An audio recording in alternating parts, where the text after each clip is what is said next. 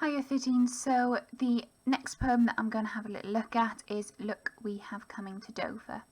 Again, as I always say, I know you've got notes on this already. If you were not in when we covered this poem, just make sure that you pause at the certain points where you have to complete a task and have a go at doing it, so that you've got your own critical perspective to begin with, and that you are actually thinking about some of the terminology that you will need to answer the questions when you get to those, and just so that you're doing your own little bit of thinking before just copying down what I've got there for you as well.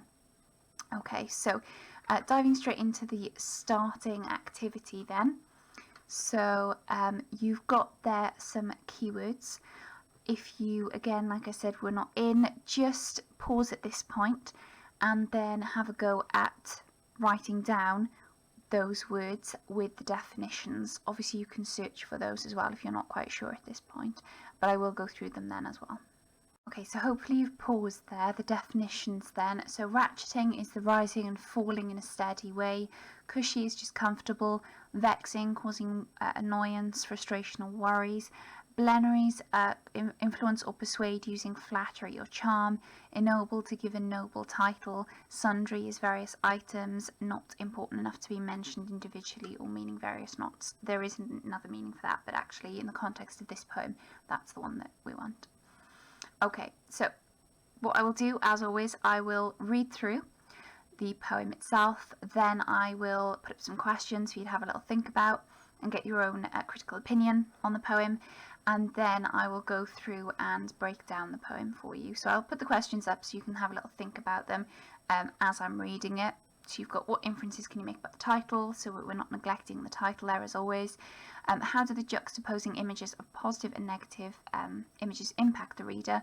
Highlight the unusual use of English that reveals the speaker as a non-native speaker. What effect is created? Okay, so look, we have coming to Dover. So various, so beautiful, so new. Matthew Arnold, Dover Beach. Stowed in the sea to invade the lash al fresco of a diesel breeze, ratcheting speed into the tide, brunt with gobfuls of surf, phlegmed by cushy come-and-go tourists proud on the cruisers, lauding the ministered waves.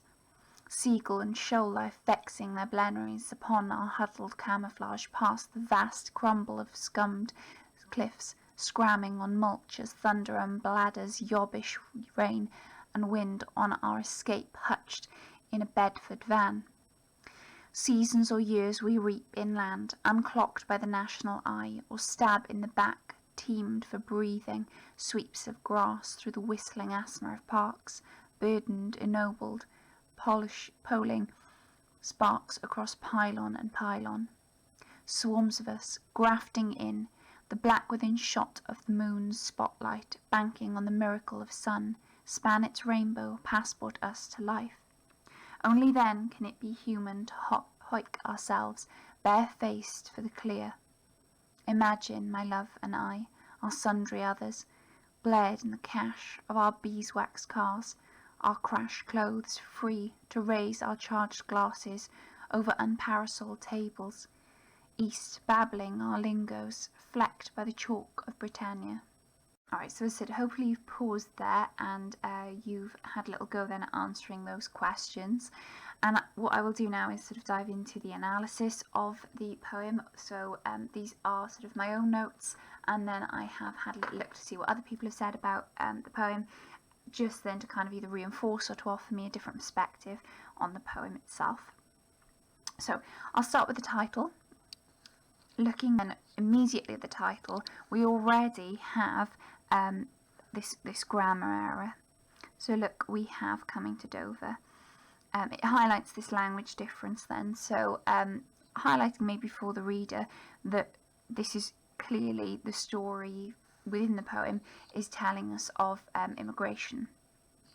We've got a quote from another writer, and in that quote you've got this sort of tripling to describe Dover Beach, and it's this very glorified view of London, of England. So you've got various, beautiful, new.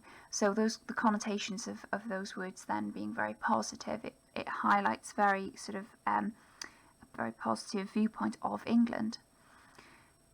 And we'll have a little look and see how that that view, whether it contrasts or links to the image that we're given throughout the rest of this poem. Alright, so on to the first stanza then. So even from the very beginning, the onset of this stanza, we've got this verb, stowed. Immediately we have this objectification. There's this link then to immigration and the idea of how immigrants are treated. So stowed in the sea to invade, and the use of that verb as well is interesting because it's almost quite emotive. It turns something that is quite a negative use of the language, this invasive language, it turns it around, and almost like the immigrant has taken the word and almost like taken control of it and used it for their own purposes to describe how they've come to the country. The alfresco lash, and we've got here lots of sort of contradictions. So alfresco just meaning outside, and it usually has very positive connotations. If you're dining alfresco, you're dining outside. But yet it's almost an oxymoron here, because you've got this use of the verb lash, which is quite, again, evocative language. Maybe there are links to slavery as well. Of a diesel breeze, and again we've got a contradiction there. This is almost an oxymoron, because diesel is very unpleasant smell, and then you've got it combined with this description of a breeze, and a breeze usually has very positive connotations, just of being gentle and providing some relief on a hot summer's day.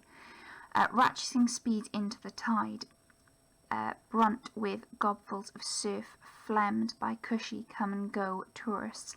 So we've got, again, antithesis here. So this oxymoron effect that we've got at the start of this stanza is kind of continued here with this imagery now of the immigrants who are stowed into their little boat that they're speeding along in, that it's ratcheting along. So almost, again, that verb suggesting like a violence of movement there.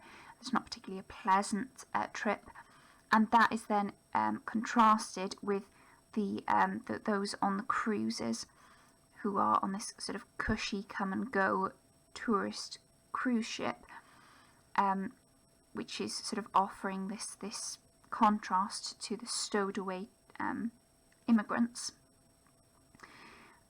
Cushy come and go, so again said that the use of cushy then suggesting comfortable, proud as well. So it could be there a play on words. Maybe this idea of proud, is that intentional? And then you've got the cruisers lauding, so again juxtaposed with them stowed away. They're lauding, whereas the immigrants are stowed. Lauding, again suggesting maybe this idea of being a high status, giving emphasis to them being maybe above the immigrants, or believing themselves to be above the immigrants would be a better way to put it. The ministered waves. And you've got as well, even the weather seems hostile towards the immigrants, and is almost reflective of maybe abuse that they might well suffer as a result of their immigration status. So even the sea is sort of throwing them gobfuls of phlegmed water. So it's sort of kicking that out, and the imagery of that is quite grotesque, really, and just again suggests that even the tourists find the immigrants, that they feel they shouldn't be there, and are not happy with them arriving into the country. We then have, in the second stanza, moving on, we've got seagulls and shoal life. So it focuses on nature here. We've got links to nature. But it's interesting because you've got juxtaposition again, where you've got the stowed away immigrants and these sort of seagulls and shoal life, which are free. There's contradiction between the two. There's antithesis. Vexing their blenaries, and again we've got this contrast, this antithesis, this juxtaposition. So vexing, and we went through that at the start, this idea of annoying with their blenaries, and blenaries is to a blenary is being very charming. Upon our huddled camouflage past the vast crumble of crumbed cliffs. The language choices here are really interesting, and even though, I mean, certainly the writer is kind of playing with language here, and it does again highlight the idea of English being a second language, but there's very much a playfulness to it as well. When talking about the huddle, the immigrants here maybe are squeezed together, maybe then reflecting this idea where the wildlife is free and that they have all the freedom that they want, whereas the immigrants, as I said earlier, are kind of huddled together. They are more enclosed. They're not like the wildlife. Camouflage past the vast crumble of scummed cliffs. So, like I said, there's very much this sort of play on use of words there as well. On mulch as thunder and bladders yobbish rain. So again, we've got this kind of pathetic fallacy, even though the rain is kind of beating at them. So thunder and unbladders, and unbladders not being a word here, it's one that the writer has made up, but it's, it's an interesting word that actually in this case would be a verb, is what the rain is doing, but it creates this very vivid imagery, again suggesting that the immigrants are not welcome. Yobbish rain and wind on our escape. And again, escape here is a powerful use of a verb, because what are they escaping from? It does bring up questions then of why they're escaping. Hutched, so again there's this almost animal imagery. A Bedford van, and I've put little boxes around these particular words and these verbs, because actually there's this assonance. It almost gives an intensity to this part of the poem, maybe intensifying maybe the feelings that they would feel as they are arriving into Dover, maybe a worry, maybe anxious about how they will be received. In a Bedford van being a contextual link there almost, because it was quite a common sort of almost like white van. It's unobtrusive, and I imagine that the immigrants would probably want to be unobtrusive as well. To begin with, they just want to blend in and not have this kind of negative reaction from the people living there. Seasons or years we reap. So there's a focus here, a shift. It's almost a bit of a volta really, as we sort of shift to them actually arriving and being in the UK. So seasons or years we reap. So time goes by, and reap there, interesting verb, because it is maybe indicative of the hard work that they do, because reaping is something that you would do in a field. You'd reap the crops and it would be hard manual labour, so maybe potentially reflective of that. Inland, unclocked by the national eye. So maybe this idea of them being unlikely to be a threat, but also unclocked maybe has connotations there as well, that the hours that they work are very, very long, that they're taken advantage of because they're not kind of there legally, maybe this idea that they're not seen by the national eye, so therefore they are kind of mistreated and misused because of that. Or stabs in the back, so again this idea of the cruelty and unfairness of the treatment that they receive, so that being metaphorical there. Teamed for breathing, sweeps of grass through the whistling asthma of parks. So again, there's this very kind of negative description here. Burdened, ennobled, so they really have to go through struggle. Even that idea of, the asthma, there's this lack of a freedom to breathe even within the country. Polling sparks across pylon and pylon, so maybe even highlighting their dangerous work that they have to do. These pylons suggesting the electricity pylons, so that could again be indicative of how they may be mistreated then as well because of their immigration status.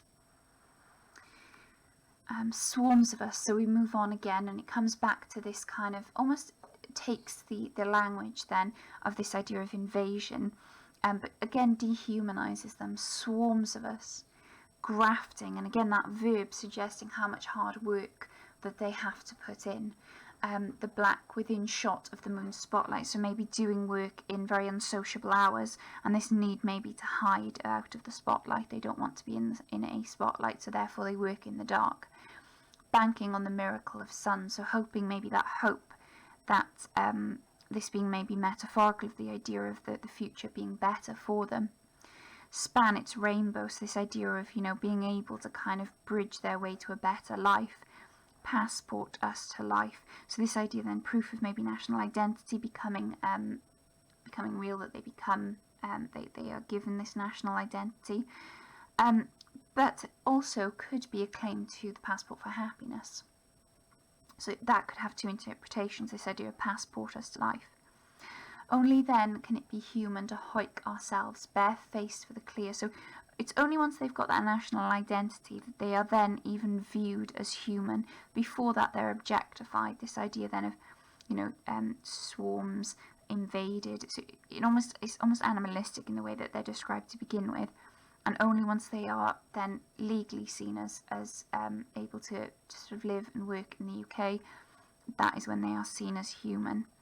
To hoik ourselves, and there's colloquial language being used here now, maybe to reflect the fact that they are better integrated into British society. Barefaced for the clear. Imagine, my love, and so again now we have a little bit of a shift here, and potentially the speaker speaking directly to their loved one. Imagine, my love, and I are sundry others, so those that are important to them. Bled in the cash. So this here is a reference, so this idea of Tony Blair's Britain, and this aspiration then to become middle class. Bled in the cash of our beeswax cars. So we've got here ideas of sort of luxury, so that the adjectives beeswax, crash clothes, so the charged glasses as well, suggesting maybe an element of wealth and success. So we raise our charged glasses. So that's quite an archaic traditional idea then of raising their glasses as well, the language there being quite archaic. Over unparasoled tables east, babbling our lingos. So interesting as well, because babbling almost has negative connotations and could be seen negatively, but that verb and lingos there's almost a merging. The caesura might suggest that there's still division, but there is a merging because it's as flecked by the chalk of Britannia. So this metaphor then that they're every now and then they're speaking this kind of broken English with parts of their own language mixed in with it and merged in with it as well. So really interesting poem. I will just make some comments here about the stanza. So we've got in each stanza as well, the lines kind of increase in length. So you start out with shorter lines to begin with on each stanza, and then they kind of become longer. Okay, now we can question whether that is deliberate. Is that maybe building tension so that actually it becomes longer at the end because we have got this increase in tension towards the end of each stanza? It could potentially be. There's a lot of kind of listing there, and the stanzas are very, very long in terms of got some caesura, but there's a lot of enjambment going on as well. So it could be reflective of kind of maybe the hard work that they do. It could be maybe reflective of the struggle that they have to face when it comes to integrating into British society, and how much of a challenge that can be, particularly when there are so many negative perceptions of immigration and of immigrants who are trying to escape maybe hardship, war maybe, who are facing very difficult circumstances. I don't think anyone would choose to take a dangerous journey over into another country for sort of fun. That's not something that you would necessarily do. Who wants to leave their country like that? Who would want to leave the place that they've been brought up in and born to? So it gives a very kind of insider view really of what it's like to be on the other side of immigration, and sort of seeing how people are kind of moving to a country with the idea of aspirations to improve their life, and maybe potentially escaping from something that has been very difficult for them. So an interesting insight there, and I really do like the sort of play on language in this poem. I think it's really interesting, and it could almost show that integration then, because by the end there is more of a sort of use of colloquial language, so that there is sort of reflecting then how they have managed to integrate into British society. Okay, so we'll move on to having a little look at the themes then. Alright, so most of these have come up before. We've explored these in detail previously with a lot of the other poems that we've looked at. So identity is obviously a key one in this, particularly when we have got that merging of like the languages, for example, the use of colloquial language towards the end, and even the title there where we have that sort of very obvious grammar issue. Then actually we can see the development of almost the narrator from this kind of fun play on language that's used throughout to kind of reflect the idea of them grasping maybe English to begin with, and then being able to kind of use it sort of more colloquially then towards the end of the poem. Society and culture, there's definitely some sort of presentation here about how immigration and how immigrants in particular are viewed in society in Britain, and definitely here through the use of kind of nature as well to reflect that. So it's not presented in a way that's kind of attacking or criticising people for the way that they behave, but it certainly does highlight some of the sort of negative behaviours of certain people within British society. This idea of the gobfuls of surf phlegmed, the yobbish rain as well, because it does happen that there are people that very much have a negative view of immigrants and immigration, and I think that actually this really cleverly highlights that without being too confrontational. Conflict, so again that's kind of like I said, highlighted particularly through the way that the immigrants find their way into this country, and like I said, the attacks on them from nature, which could be symbolic of the way that immigrants are treated in Britain. You know, very relevant poem really when you think about some of the incidents recently that we've had in terms of people trying to cross over from France, and you know, where we've had the unfortunate incidents where, you know, young people have died trying to make that journey. So a really relevant current poem really at the moment. So as ever there as well, I have included the bibliography. So these were some of the sources I've had a little look at to either sort of reinforce what I was saying, to give me then some other ideas about how I can alternatively look at this poem. But again, as ever, I would encourage you to have a little look and see what you can find there as well. The more notes you have for these poems, the more you've got information to discuss in the exam response. So as ever, if there are any questions, if you're unsure about anything, feel free to drop me a little message in our Google Classroom or drop me a little email.